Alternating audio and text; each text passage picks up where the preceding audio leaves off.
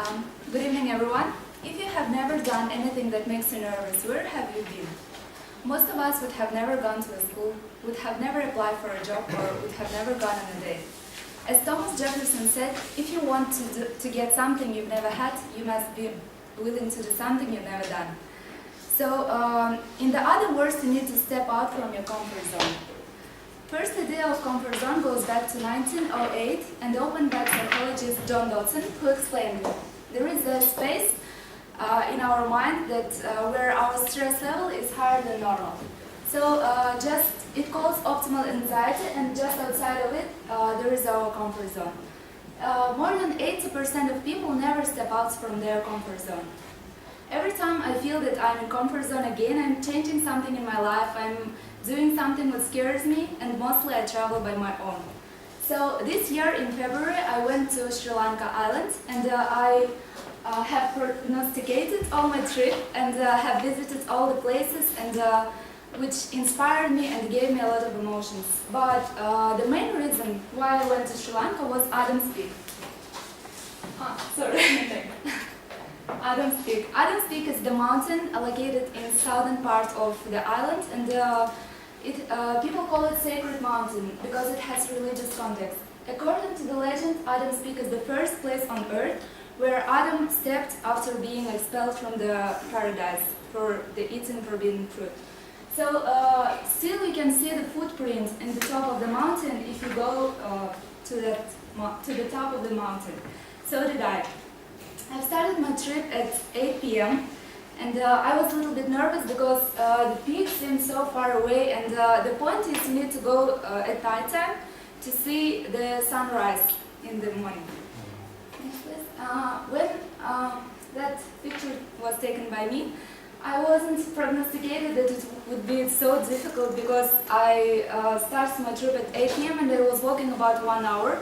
And when I just came to the front of the main stairs, I realized how it will be so difficult. Because in the front of that steps, there was a monk who tied me a white rope and wished me good luck. I really needed this luck because 11,000 stairs were waiting for me. 5,500 to the up and 5,500 to the down.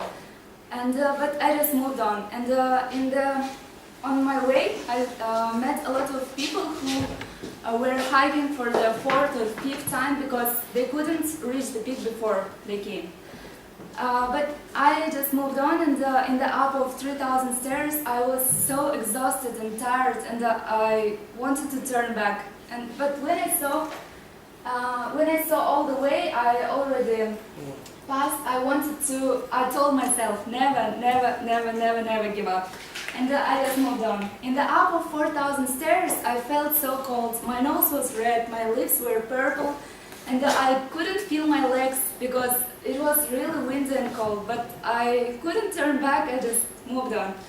And I reached the peak at 12 a.m. and it was incredible feelings, and I couldn't imagine that I did it, and I didn't even prognosticate that I can do it, but I did it, and it was amazing and unbelievable feelings. But it was just 12 a.m., so it meant that I need to be on... that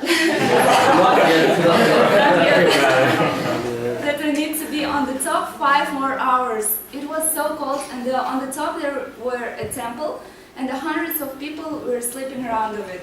I sat down next to one couple.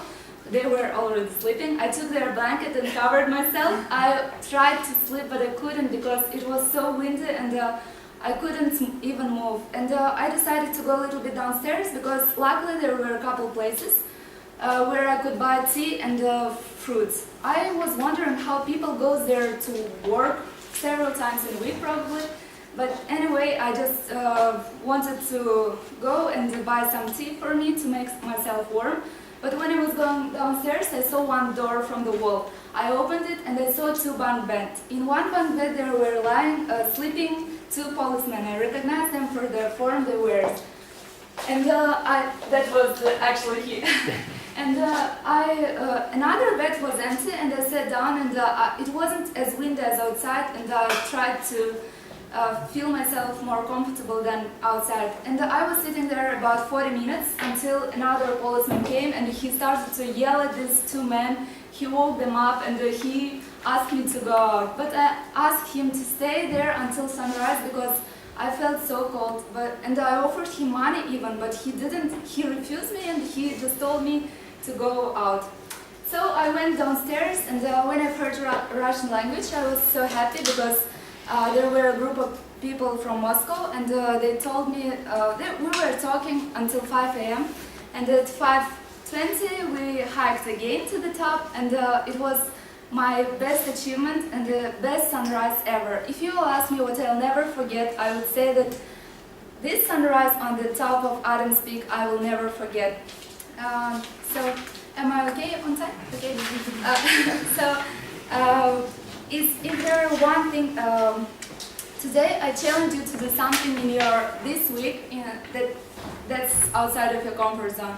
Because this sunrise, and because magic happens always out of our comfort zone, always has and always will. Thank you.